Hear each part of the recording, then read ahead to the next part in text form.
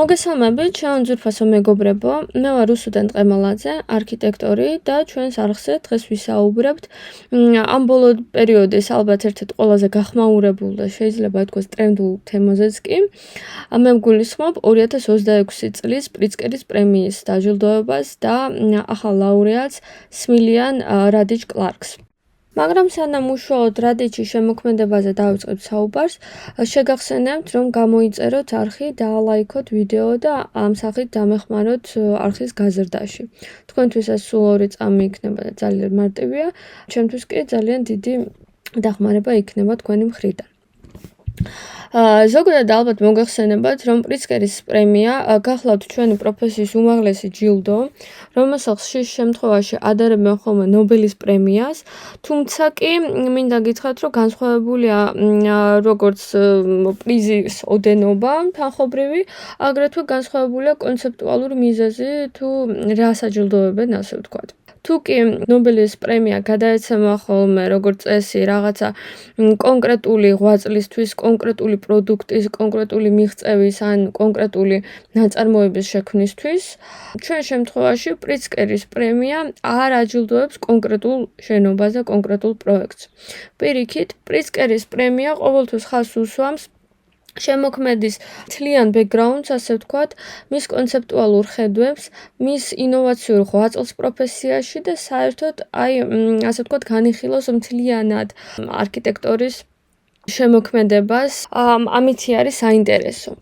გარდა ამისა, ჩამოყალიბებული ტრენდის ფარგლებში, როგორც წესი, გადასცემდნენ ხოლმე პრიცკერის პრემიას უკვე უფროსი თაობის არქიტექტორებს, როგორც წესი 60-70 წელს გადაბიჯებული ესეთი უმრავლესობა ყავს, ძალიან ესეთი აღიარებული უკვე ბევრი პროექტის ავტორი, ბევრი სხვა ჯილდოს და წარმატების შემდეგ, პრიცკერის პრემია იყო ხოლმე ესეთი დაჯილდოების უმაღლესი სახე, ფაქტობრივად ტორტზე ზემოდან დასმული ალუბალივით, ასე ვთქვათ, დაგვირგვინება შემოქმედებითი ცხოვრების. ყოველ შემთხვევაში ასე იყო მე-20 საუკუნის განმავლობაში, ნაკლებად ის 20 წელი, რაც არსებობს პრემია 1980 წლიდან. დაუშვათ პირველი ლაურეატიც კი ფილიპ ჯონსონი, რომელიც შორის შემქმნელიც იყო ამ პრემიის, ხო, იდეოლოგიურად მან მოიფიქრა ესეთი პრემია.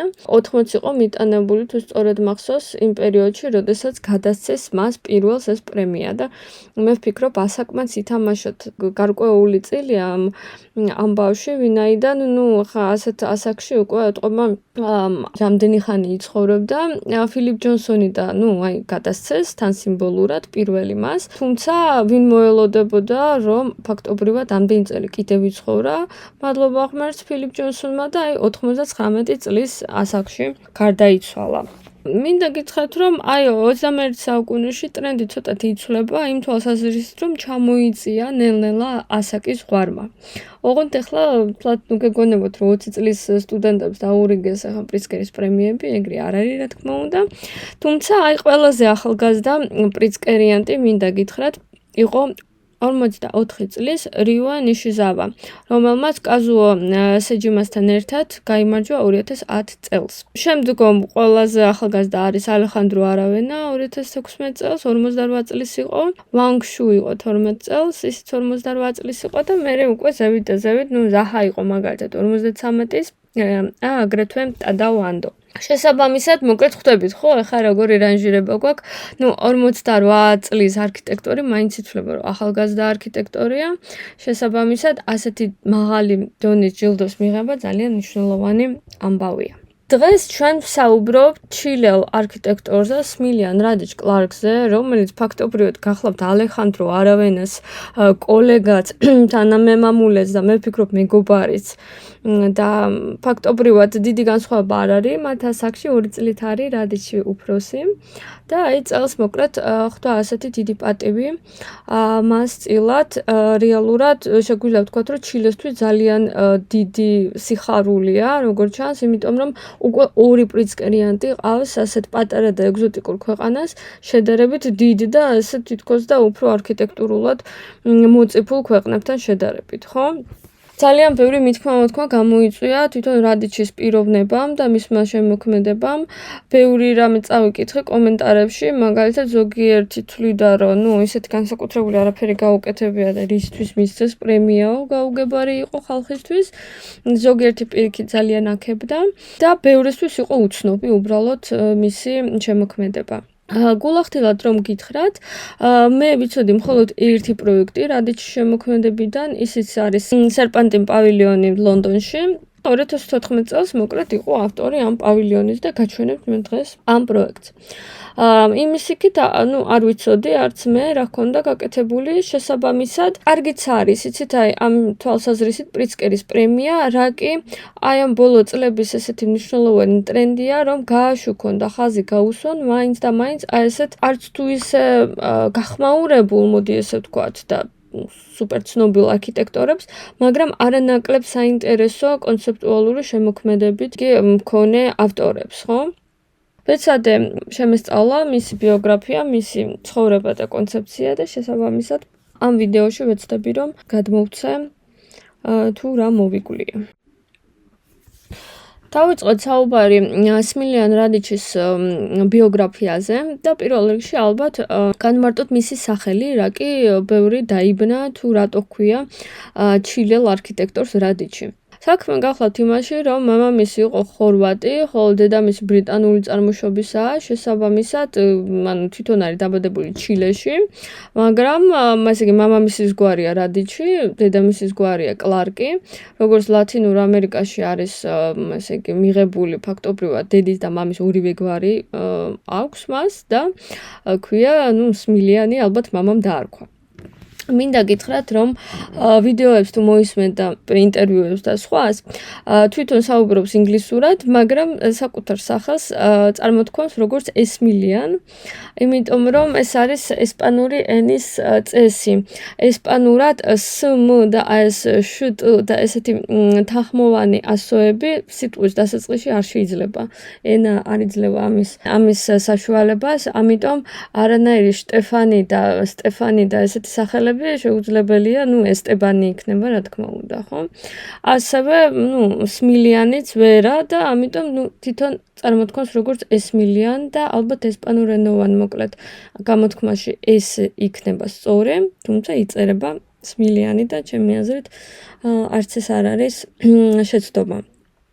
ეს უბრალოდ თუ დაგჭირდათ, ოდესმე თუ შეხვდით, რომ იცოდეთ როგორ უნდა მიმართოთ.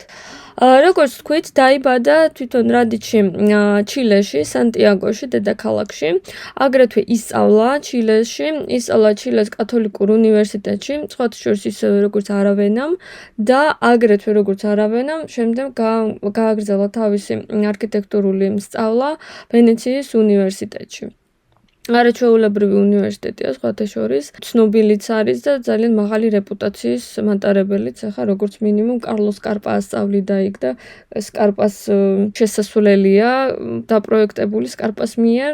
შესაბამისად, თუ კი გაინტერესებთ ცოტა მეტი გაიგოთ ამის შესახებ, მოგიწოდებთ ნახოთ ჩემი ლექცია კარლოს კარპას თაობაზე.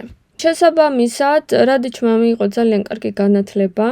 შემდგომ დაბრუნდა ჩილეში, გახსნა ოფისი და ფაქტობრივად ესეთი ძალიან ინდივიდუალისტური მხატვრული შემოქმედება აქვს. არ მუშაობს დიდ პროექტებზე, რაღაცა დიდ დეველოპერულ, პროექტებზე. პირიქით, უფრო იტაცებს მას მცირე მასშტაბის კერძო საცხოვრებელი სახლები, კულტურული ფუნქციით აღჭურვილი შენობები და ერთი სიტყვით საკმაოდ კამერული პატარა პრაქტიკა აქვს.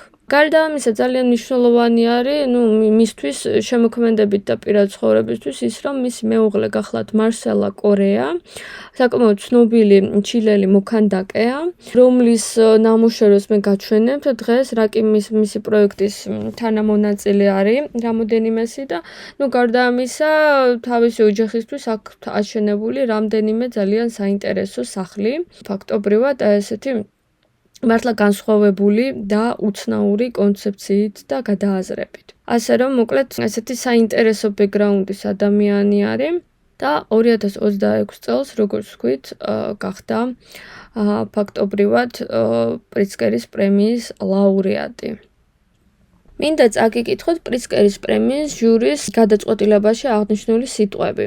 ასე გამოაქვეყნეს, რომ მისი რადიჩის ნამუშევრები გაურკვევლობის, მატერიალური ექსპერიმენტებისა და კულტურული მეხსიერების გზაჯვარედინზეა. დოგმატური დარწმუნებულობის პრეტენზიებთან შედარებით, უპირატესობას ანიჭებს სიმყიფეს. სიმყიფე მართლა ძალიან მნიშვნელოვანი სიტყვაა რადიჩის შემოქმედებისთვის, ისევე როგორც კონტრასტი. მე შევაგროვე დღეს თქვენთვის რამდენიმე მისი ნამუშევარი და განვიხილოთ. ვეცდები რომ კომენტარები გავაკეთო და განვმარტო, თუ რა გაკეთდა, როგორ გაკეთდა. თუმცა მინდა აქვე აღვნიშნო, რომ ჩემთვისაც საკმაოდ უცხო იყო და უცნაური ხშირად გაკვირვების გამომწვევი გადაწყვეტილებები და სულები და ესთეტიკა, რომლითაც მუშაობს ეს ადამიანი. ასე რომ ჩემთვის ძალიან საინტერესო შემოქმედი აღმოჩნდა და იმედია რომ თქვენს დაგაინტერესებთ და როგორც მინიმუმ დაათვალიერებთ მის შემოქმედებას და შეიძლება რაღაცები აითვისოთ კიდევაც და გაითვალისწინოთ, რატომაც არა. თვითონ რადიჩის შემოქმედებითი მეთოდი ხასიათდება განმეორებადი არქიტექტურული ენის რადიკალური უარყოფით. ანუ მას არ მოსწონს საკუთარი თავის გამეორება, შესაბამისად ყოველი მისი მომდევნო პროექტი განსხვავებულია როგორც ესთეტიკურად, ისე მასალით, ისე კონფიგურაციით და ხშირად სხვადასხვა არ მინდა ვთქვა სტილში თქო, მაგრამ აი იმდენად განსხვავებული ვიზუალური გადაწყვეტილებებია გაკეთებული, რომ ძალიან არ გავს ერთი მეორეს, რაც ძალიან საინტერესო არის და როგორ გითხრათ, იშვიათი ცალსახად ჩვენს პროფესიაში.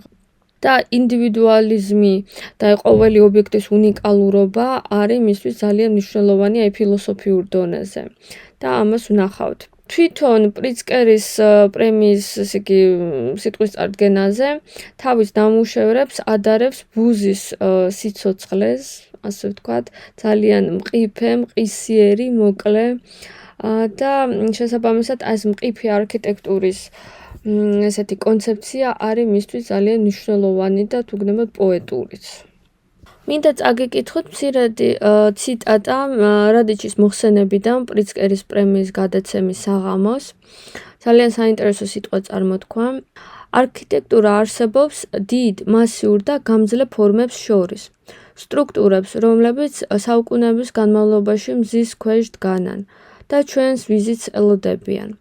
და პატარა მყიფე კონსტრუქციებს შორის, რომლებიც წარმავალია, როგორც ბუზის სიცოცხლე. ხშირად ჩვეულებრივი სინათლის ქვეშ მთელი ბედის გარეშე.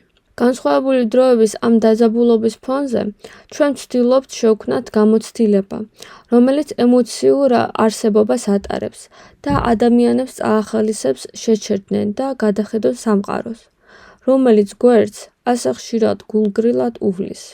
ჩემი აზრით ძალიან საინტერესო სიტყვებია, უფრო მოულოდნელი არის, რა კი ასეთი პოეტურია.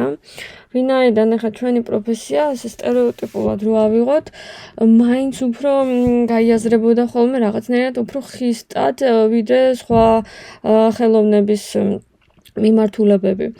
ახლა სწორედ გამიგეთ, რა თქმა უნდა, პოეტიც შეიძლება რომ იყოს არქიტექტორი, რატომაც არა და ჩვენ ვიცნობთ ეგეთ არქიტექტორებს, მაგრამ მაინც უფრო ჩვენ იმდენად ვართ ხო ხვდებით ამ ინჟინერიასთან და მშენებლობასთან და დეველოპმენტთან, ფულთან, დამკვეთებთან, ბანკებთან, ბოლო-ბოლო რკინა-ბეტონის ჩასხმასთან და ესეთ ტექნიკურ დავალებებთან და ქალაქთან და დოკუმენტებთან და მოკლედ აი ამ საკმაოდ მძიმე, ხისტ და ისეთი დეტალურ სფეროებთან გვაქვს ისეთი მჭიდრო კავშირი, რომ ხშირ შემთხვევაში მართლაც რაღაცნაირად არ რჩება ხოლმე თითქოს ჩვენს ყოველდღიურ შემოქმედებაში ადგილი პოეზიისა და ფილოსოფიისთვის.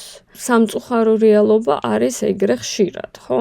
ამიტომ უფრო ხაზგასასმელია და მოულოდნელი, რომ ასეთი წარმატებული და ასე ვთქვათ აღიარებული ავტორი საუბრობს სწორედ რაღაცა ესეთი ლირიკული თვალსახედვიდან გამომდინარე და ამით განსხვავდება რეალურად. ახლა თუ შევადარებთ იგივე არავენას, ხო, რომელიც აგრეთვე ჩილელია, აგრეთვე თქვით რომ ერთნაირი წეტები აქვს დამთავრებული და რა ვიცი, ერთი მანც კარგი ხანია იცნობენ. ნუ ახლა არავენას რომ მოусმენ მაგალითად, კაცი ისეთი შთაბეჭდილებაა, რომ ყველგან დადეს კალკულატორით და დიზაინზე ფიქრს იწყებს იმის დათვლით, თუ რამდენი სჭირდება, რომ გამოიყვანოს ასე ვთქვათ ფართი, რა დაუჯდება, რა ექნება დანახარჯი, რა ექნება მოგება და სხვა.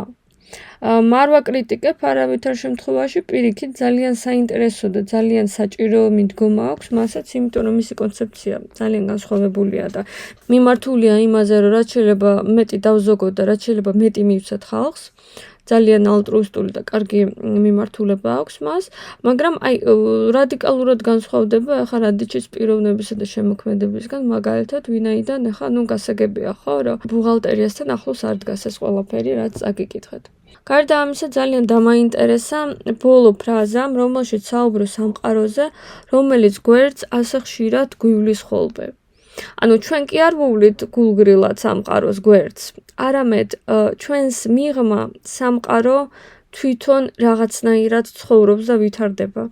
ეს ძალიან საინტერესო მომენტი არის და სწორი მომენტია, იმიტომ რომ ჩვენ ხშირად რაღაცნაირად ჩვენ თავში ვართ ჩაკეტილი, რაღაცა ეგოცენტრულები ვართ და გგონია, რომ ჩვენ აღქმაზე არის დამოკიდებული ყველაფერი და რადიჩი კი ხას უსვამს, რომ სამყარო ვითარდება, იცვლება, წინ მიდის, მიუხედავად იმისა, ჩვენ ამას შევამჩნევთ თუ არა.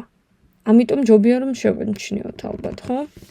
შესაბამისად, მოკლედ წინასწარ გამზადებთ იმისკენ, რომ მისი შემოქმედება იქნება აღსვილი პოეზიით, აი ამ ცქერის კულტურით, რაღაცნაირად ადგილის, ლანდშაფტის, ისტორიის, ყველანაირი კონტექსტის გააზრებით და პლუს ახლა ესეთი ძალიან მხატვრული შემოქმედებითი ინტერპრეტაციით.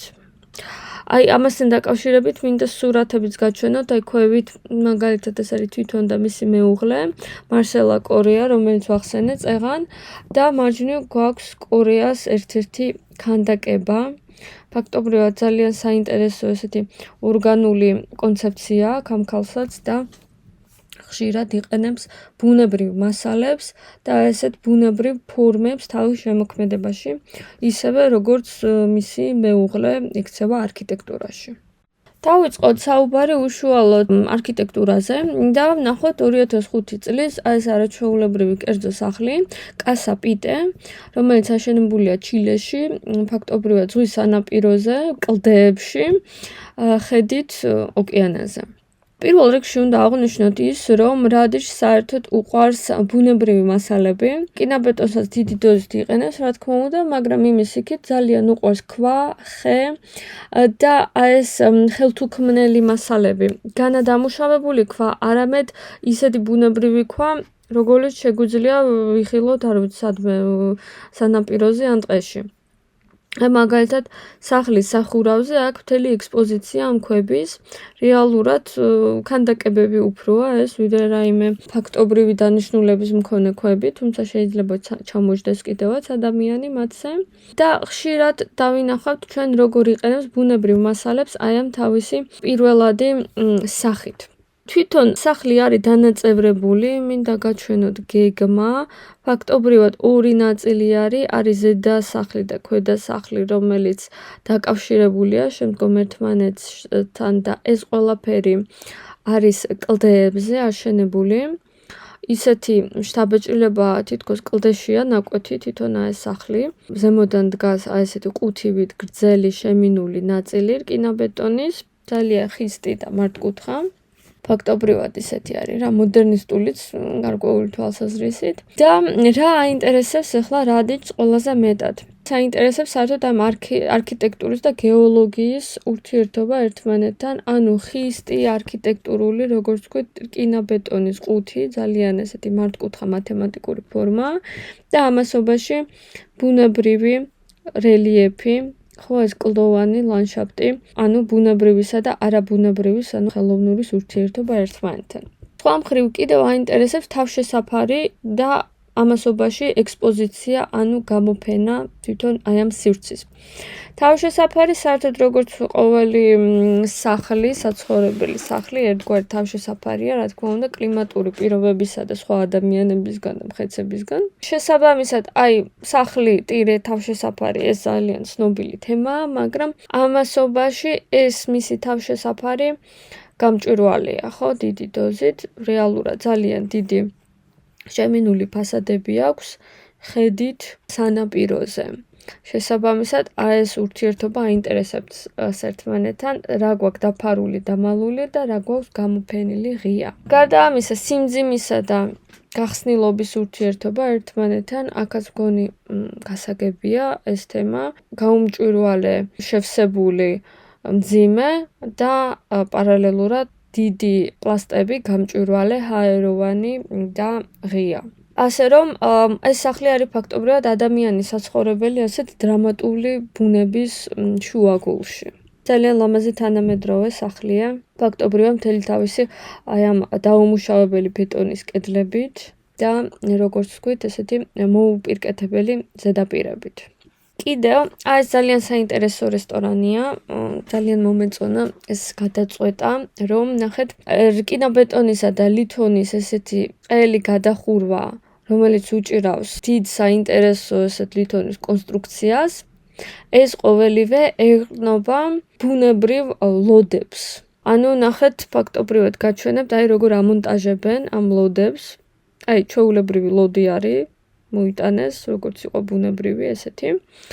და არის დახვრეტილი შიგნით და ფაქტობრივად აი არმატურაზე აცვევენ ხელოსნები. და შემდგომ ამ ლოდებს, ესე იგი, დაეყრდნობა უკვე ამ რესტორნის გადახურვა, აი ბოლო ფოტოში კარგად ჩანს ქვევით, ხო? ფაქტობრივად ეს თვითონ რადიჩი არის, რომელიც უყურებს ამ მშენებლობას.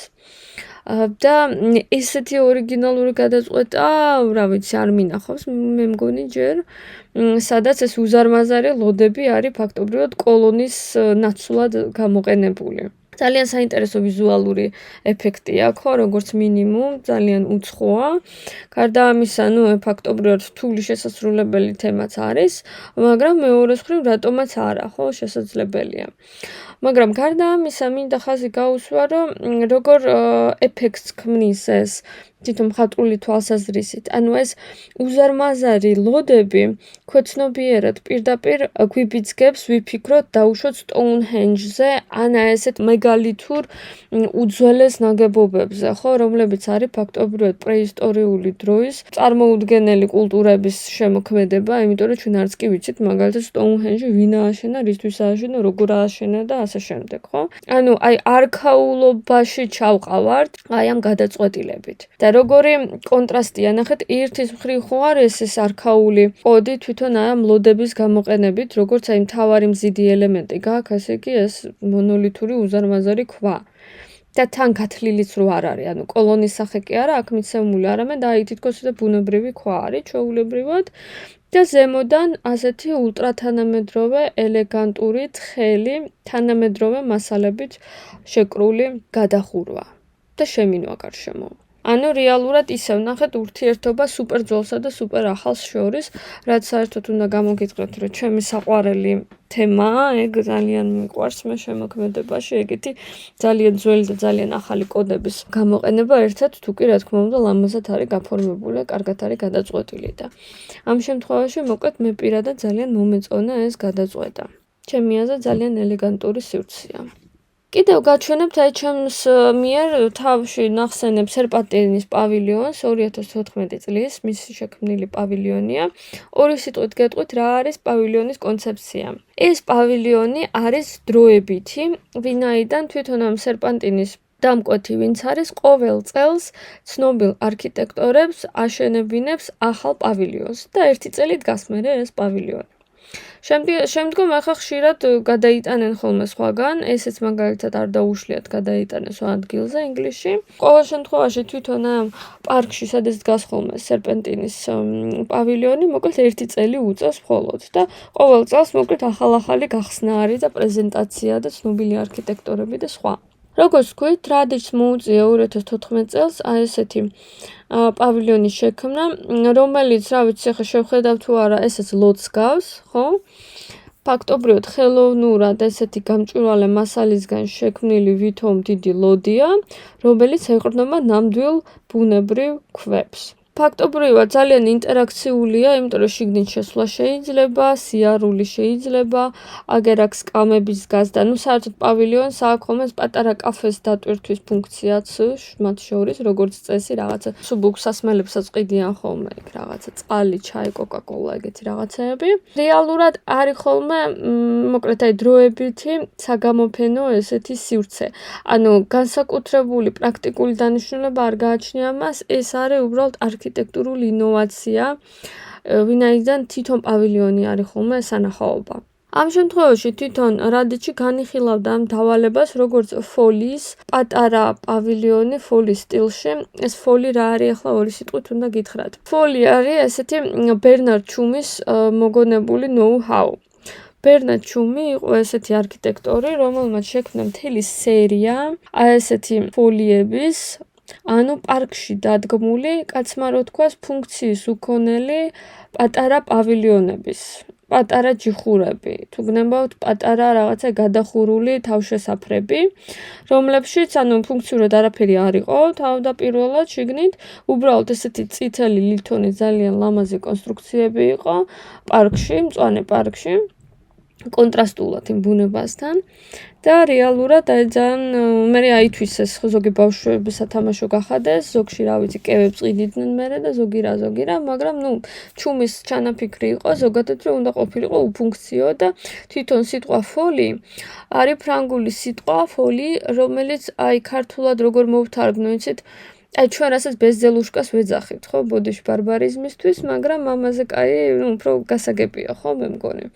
უაზრო ნივთი რო გაქვს რა, მაგრამ სამშვენი სირო არის თითქოს რა, ესეთი.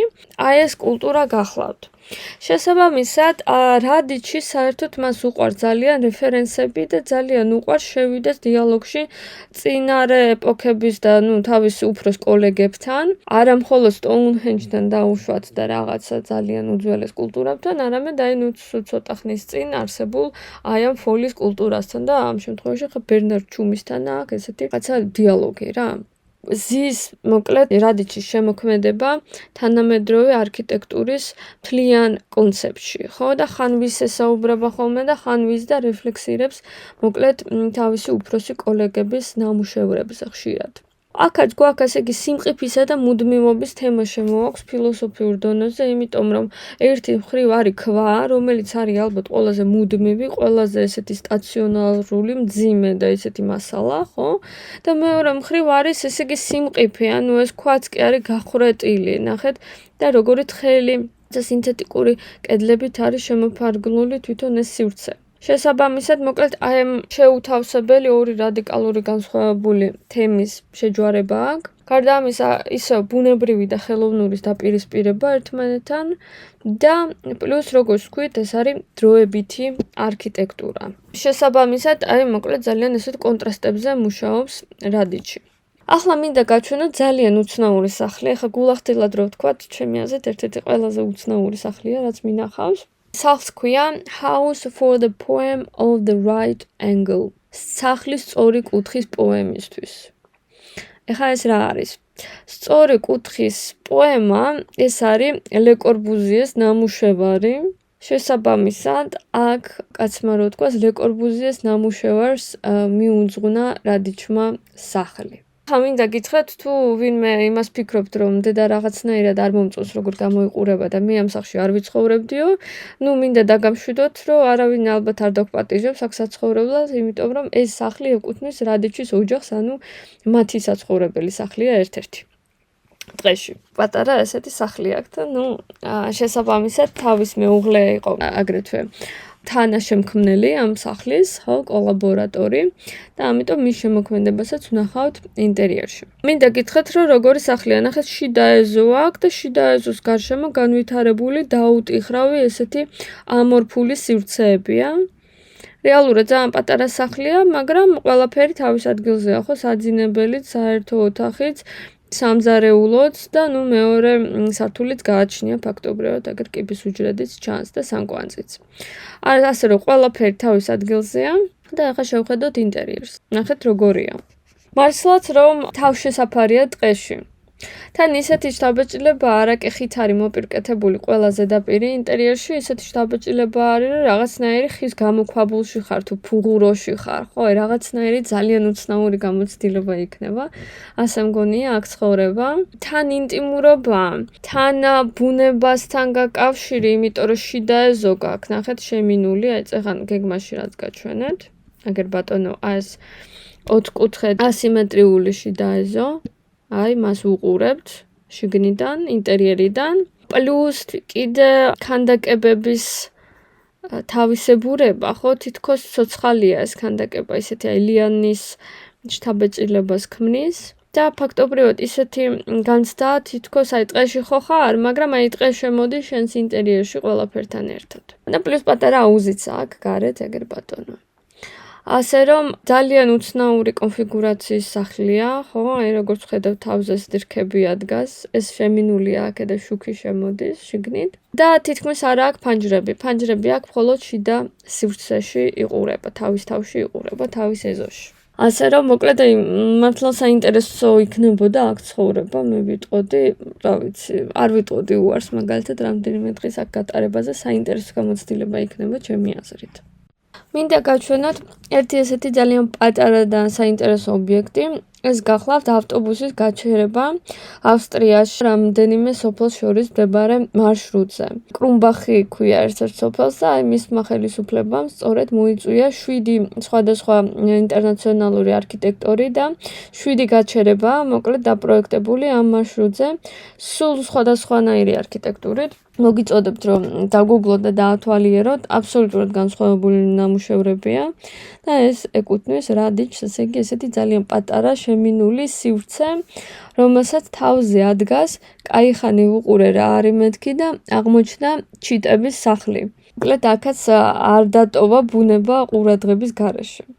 ისე კი ძალიან პატარა და ლაკონური გადაწყვეტილება, ახლა განსაკუთრებული რამეა თქო, ფაქტობრივად ეს ჩიტის სახლი ქმნის განსაკუთრებულებას, თორე დანარჩენი ძალიან ესეთი მშვიდი ლაკონური შემინული ყუთია.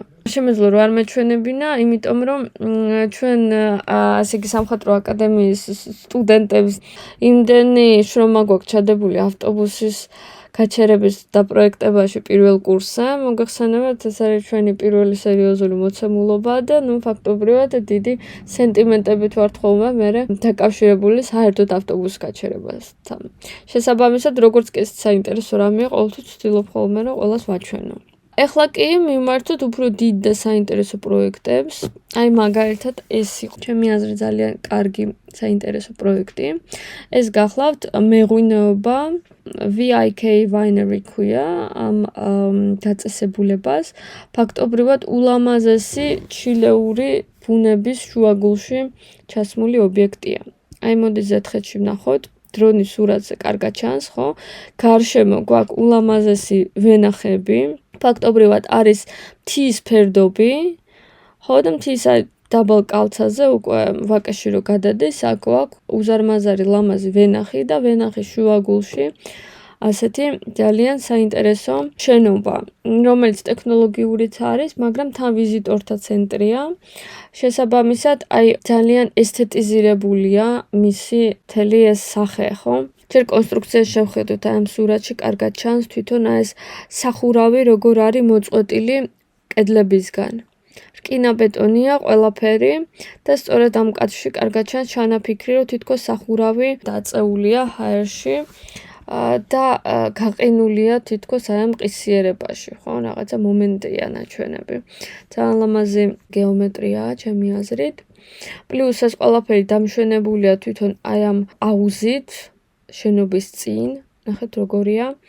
რეალურად შენობის ტანის ხელა აუზია წინ, ანუ ფაქტობრივად აუზიც არ არის რა, ესეთი ბრტყელი სივრცეა, რომელზეც ძალიან ცოტა წყალია, ფაქტობრივად რამდენიმე სანტიმეტრია წყლის და დაღარულია მოკლედ ეს წყალი ბილიკებით და გაფორმებულია ეს ყველაფერი ბუნებრივი ქვებით. ხო ძალიან მარტივია თითქოს რა, ახლა რა დანახარჯი ამას უნდა კაცმა რო თქოს, ხო, არ არის ძალიან ძვირიანი თემა, მაგრამ ძალიან ლამაზი და ესეთი ესთეტიკური გარემო არის რა, ახლა თუნდაც ფოტოს გადასაღებადეს და საერთოდ აი ვიზიტორებისთვის ძალიან კარგი ლამაზი სურათი იქმნება, ხო, რაღაცა ინსტაგრამული შენობა არის ძალიან, ჩემი აზრით. ხო და გარემო ხო საერთოდ, გარემო ღვთაებრივი და ჩემი აზრით აქაც როგორ გითხრათ რა, აი თუნდაც ამ სურათში ძალიან კარგად ჩანს, როგორ არის ჩაწერილი შენობა გარემოში, ანუ უპრეტენზიოდ. ნახეთ, გავადიდებ, თითქმის არც კი ჩანს.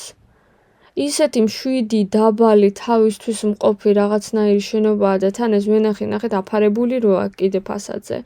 შეიძლება ვერც დაინახო, რომ რაღაცა ესეთი ლამაზი ობიექტი არის ჩასმული აი ამ მწვანე სივრცეში, ხო, მწვანე ვენახში. ასე რომ, აი დამოკიდებულება ჩანს, ხო, თვითონ ბუნებისადმი ამ კაცის მიდგომა, ხო, აი რამდენად ცდილობს, რომ ხაზი გაუსვას იმას, რაც ისედაც უკვე ლამაზია და კიდევ უფრო რაღაცნაირად გააკეთილშობილოს და შექმნას ჰარმონიული, საინტერესო და ესეთი პანორამული სივრცე.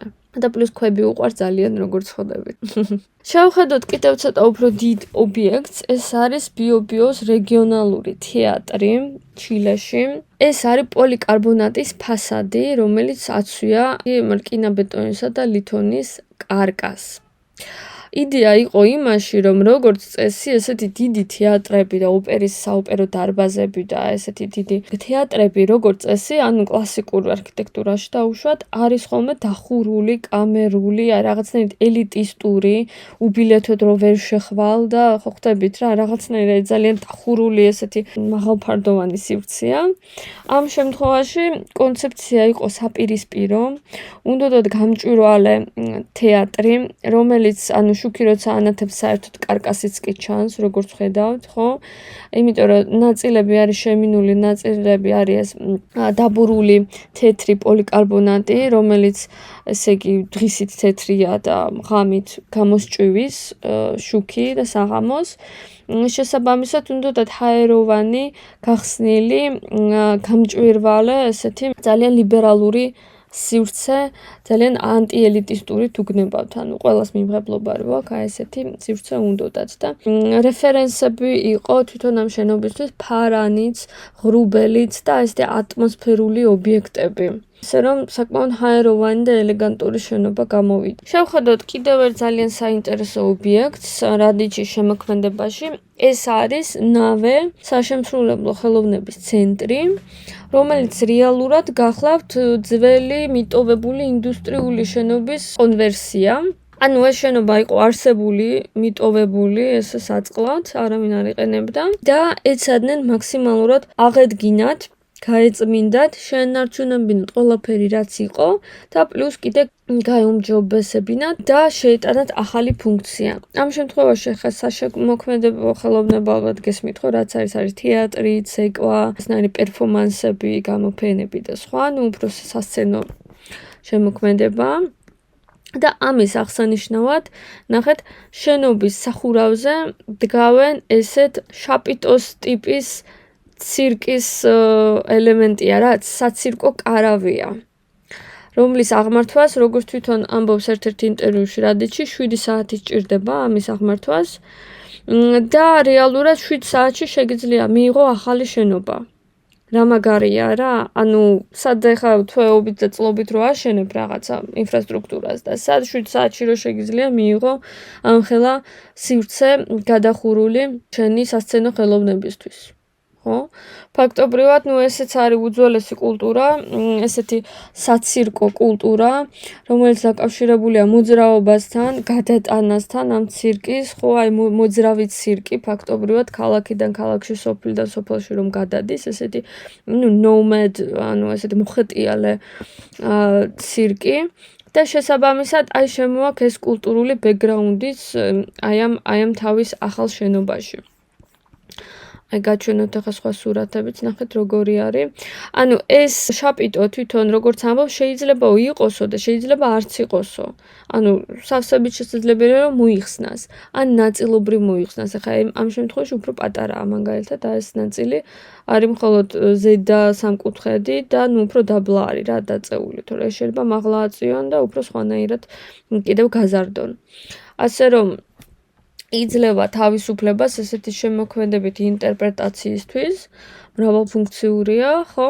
და რაც შეეხება თვითონ ინტერიერს და შენობის შიდა სტრუქტურას, როგორც თქვით, კონსტრუქცია დატოვეს რკინაბეტონის, მაგრამ ბევრი არის დამატებული კიდე ესეთი სახასიათო ელემენტი, რაც სასცენო ხელოვნების დარბაზს ჭირდება.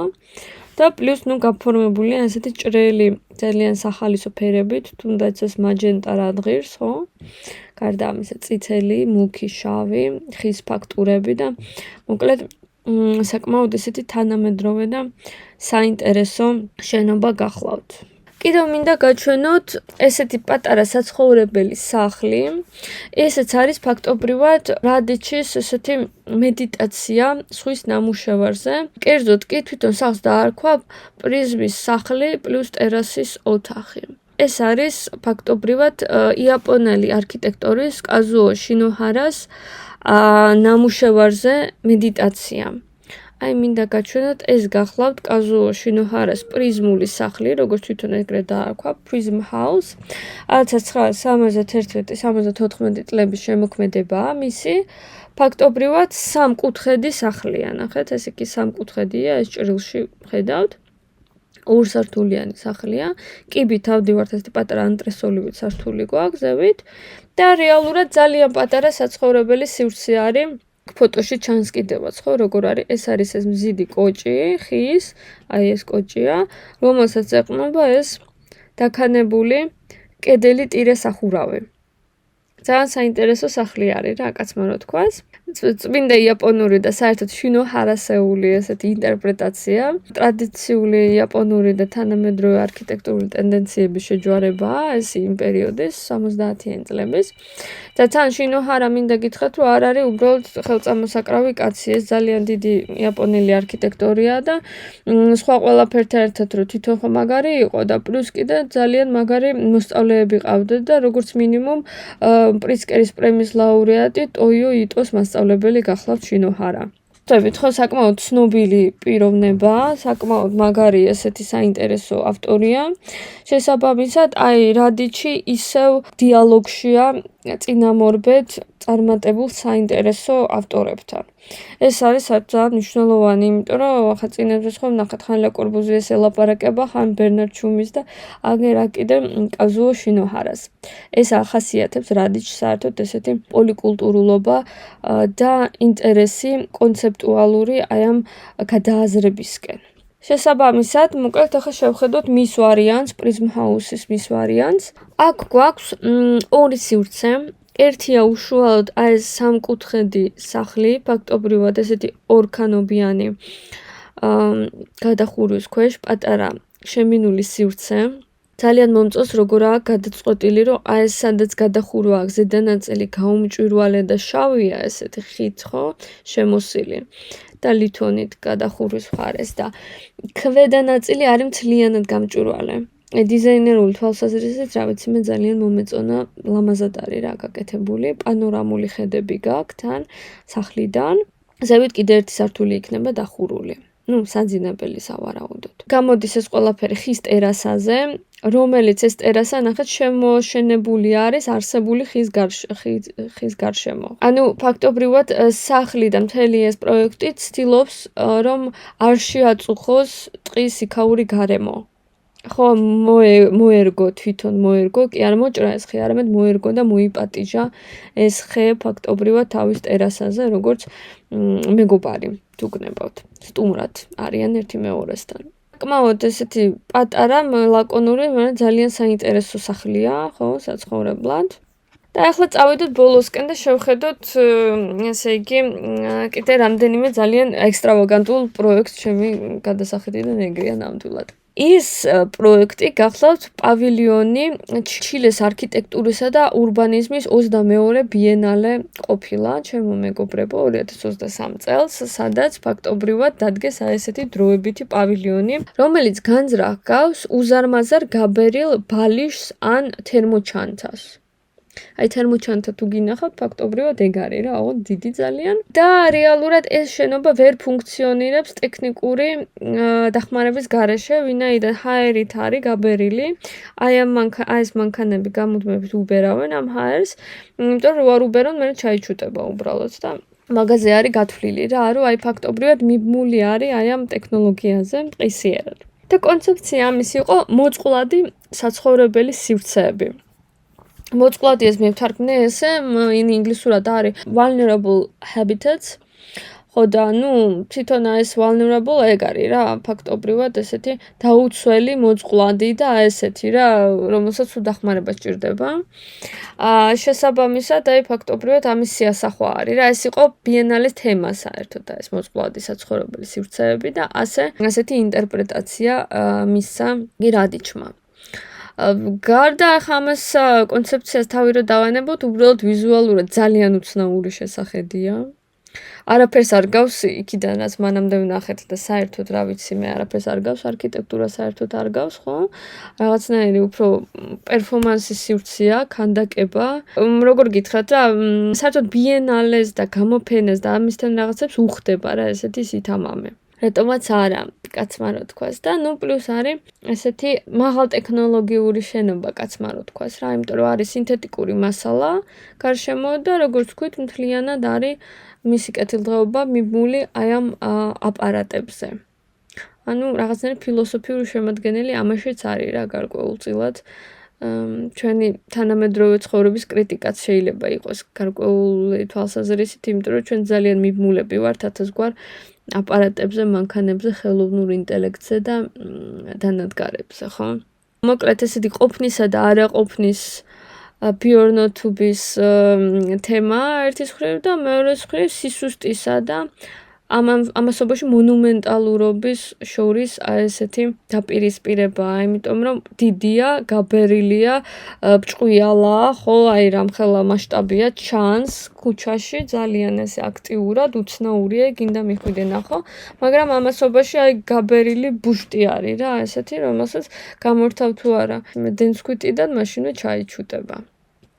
ასე რომ საინტერესო საფიქრალი პროექტია ამ თვალსაზრისით.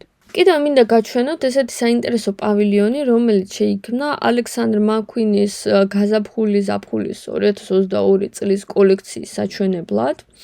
ფაქტობრივად შერჩეული იქნა ერთ-ერთი ლონდონური შენობის სახურავი, რომელზეც რეალურად აი ხედავთ ხო აქ ხვრელია, ესე იგი სახურავში და აქედან ამოდიოდნენ მოდელები და წრიულად მოძრაობდნენ ხალხი ისხდა ამ ხის კამებზე. და ინსპირაცია აი ამ გამჭვირვალე გადახურვისთვის იყო ლონდონური ცა, რომელიც როგორც ცნობილია, საკმაოდ უჟმური ხასიათით არის ცნობილი. სულ მუდმივად ცვალებადია, ხო, ხან წვიმს, ხან ცოტა გამოიდარებს, ხან ქარია, ხან რაღაცაა და მოკლედ აი ეს ცა და ღრუბლები და ეს მოძრაობა და ცვლილება თან გამჭვირვალობა გახდა მოკლედ ინსპირაციის წყარო და მოგეხსენებათ ახლა რაც აქამდე ვილაპარაკეთ, რადიჩის მთელი შემოქმედება არის ბუნებასთან საუბარი რა და მისი ერთ-ერთი ინსპირაცია არის მოკლედ ბუნებრივი მოვლენებიც, ბუნებრივი მასალებიც და საერთოდ ეს ურთიერთობა ადამიანისა და ბუნებისა, მაგრამ მათ შორის, ურბანულ გარემოშიც კი რატომაც არა. შესაბამისად, ესეც დროებითი ინსტალაცია იყო, მაგრამ თავის საქმე კარგად შეასრულა და საკმაოდ ესეთი იმპოზანტური და ელეგანტური სილუეტიც აქვს და ესეთი არის რა, დიზაინერული თვალსაზრისით, მე მგონი ძალიან ფეშენებელური იქნებოდა ასეთი ივენთისთვის. და ბოლოს მინდა გაჩვენოთ კიდევ ერთი სახლი, რომელიც ეკუთვნის უშუალოდ რადიჩის ოჯახს, ანუ თვითონ აქ ცხოვრობენ რადიჩი, მისი მეუღლე, შვილი. ძალიან საინტერესოდ საუბრობდა სხვადასხვა ვიდეოში თვითონ რადიჩი ამ სახლზე. მე ძალიან მოგიწოდებდით, რომ გენახათ პრიცკერის პრემიის ოფიციალურ საიტზე დადებული მასალა და განსაკუთრებით ის ვიდეო ინტერვიუები, რომელიც რადიჩთან ჩაწერეს, რამდენიმე ინტერვიუ იყო, ერთი მეორეზე საინტერესო. მარსლა თვითონ როგორ საუბრობს თავის კონცეფციაზე, თვითონ როგორ ხსნის ამ სახლებს და აი კერძოდ ამ სახლზე ილაპარაკა ესეთი რამ, რომ ეს სახლი არის დედაქალაქში, უშუალოდ სანტიაგოში, ანუ ურბანული სახლია. და აქედან გამომდინარე მიწის ნაკვეთი თითქმის აქვთ შევსებული სახლით რა. აი აქ ზემოდან ჩანს ხო, მე მგონი რომ ძალიან მცირედი გარშემოსავლელი არის და რეალურად მთელი მიწა აქვთ ათვისებული ამ სახლით. სამაგიეროდ სახლის თავზე აქვს გამწვანებული ბაღი, გაშენებული და ამ ბაღში ესე იგი ხვდება გარეთა კიბიდან. გარდა იმისა, რომ საცხოვრებელი სახლია პლუს სტუდიოც არის, რადიჩის არქიტექტურული სტუდიოც აქ არის და მისი მეუღლე მოქანდაკეა და მისი სტუდიოც გახლავთ ამ სახლში. ანუ ძალიან შემოქმედებითი ოჯახია, როგორც ხვდებით. და შესაბამისად ნახეთ, აი სავსე არის ნამუშევრებით, წიგნებით. აი ეს მომეწონა ძალიან, ნახეთ როგორ არის გამოფენილი თვითონ ესე იგი ჭერში ჩამონტაჟებული ესეთი ლითონის დანადგარზე კიდია. ფაქტობრივად რას შევადარებთ, იცით, ტელევიზორებს რო კიდემენ ხოლმე ესე ჭერში და რო ტრიალებს აქეთ იქით რა, უკეთ რო უყურო, რეალურად ამ ოჯახში ტელევიზორების ნაცვლად უკიდიათ გრაფიკული ნამუშევრები ძველ ჩარჩოებში. ჩემი აზრით ძალიან ორიგინალური და კარგი გადაწყვეტილებაა, მე მომწონს ძალიან. სიამოვნები დავიკიდებდი ესეთ რამეს. გარდა ამისა, ხის ავეჯი აქვთ ბევრი, როგორც ჩანს ეს ბუნებრივი მასალების სიყვარული უბრალოდ ის კი არა რაღაცა კონცეფციის ნაწილი, არამედ ეს კაცი უშუალოდ ესე იგი, აი რაც უყვარს თვითონ და თვითონ როგორც იცხოვრობდა, ისე უკეთებს ყველას. და სახლს კიდევ აცვია გარედან ესეთი ლითონის ბადე, რომელიც გავს ფარდას. და ეს ფარდა მოძრაობს წინ და უკან. ხო და მოკლედ ძალიან საინტერესო სახლია, გახსნილი ღია სივრცეებით, ესეთი სამუშაო შემოქმედებით და საცხოვრებელი ზონირებებით და მწვანე სივრცით სახურავზე, როგორც ვთქვით. და თვითონ აღნიშნავს ინტერვიუში, რომ ხა ჩემი ქალიშვილიო საერთოდ იშვიათად აკეთებს კომენტარებს ჩვენ შემოქმედებაზე, არაფერს არ ამბობს ხოლმე, მაგრამ აქ რო დავსახლდითო, მანდ მითხრაო, რომ მამაო რა ლამაზიაო ეს სახლიო და რაღაცნაირად ძალიან გულზე მომეფონაო რა, ძალიან გაუხარდა და ისე საყვალად ყვება თვითონ რაღაცნაირად ძალიან ისეთი რაღაცა კეთილი კაი ტიპი არის რა ჩემი გადასახედიდან. მოკლედ ჩანს როგორ გულით უხარია, როდესაც ფაქტობრივად მისი შვილი უწოდებს ლამას ამ მის შემოქმედებას. თვითონ როგორ გითხრათ, ჩემი გადასახედიდან არ არის მისთვის თვით მიზანი, რომ იყოს რაღაცა ლამაზი. ეგარ არის კუჭურია და რაღაცა ხო ხვდებით. მისთვის თვითმიზანი არის, რომ ადამიანი რაღაცაზე დააფიქროს, აი ამ დაპირისპირებებზე. აი თან ქალაქში იყო და თან თავშესაფარში იყოს და შენი თავშესაფარი თან გამჭვირვალე იყოს და თან მყუდრო იყოს და თან რაღაცა მუდმივობის შეგრძნება ქონდეს და თან იყოს ცვალებადი და მოძრავი. აი ესეთი დაპირისპირებული შეკითხვები, რომლებიც ხშირად უფრო შეკითხვაა ვიდრე პასუხი. ხვდებით ხო რაღაცა რიტორიკული შეკითხვების სივრცეა, თუმცა ვიზუალური პასუხებიც აქ რა თქმა უნდა მოძებნილი აი ამ გამოწვევებისთვის. ასე რომ ეს არის ბოლო პროექტი, რომელიც მინდოდა მეჩვენებინა, საერთოდ უფრო მეტი და საინტერესო პროექტები აქვს და მე მოგიწოდებთ რომ წაიკითხოთ, ნახოთ, მოусმინოთ მის ინტერვიუებს, იმიტომ რომ ჩემი გადასახედიდან საინტერესო ხედვები აქვს, საინტერესო მიდგომები აქვს და საინტერესო კონცეფცია აქვს. ახლა ჩემთვის მაგალითად ძალიან დიდი ის იყო რა, შენაძენი ამ ადამიანის გაცნობა, მის შემოქმედების გაცნობა.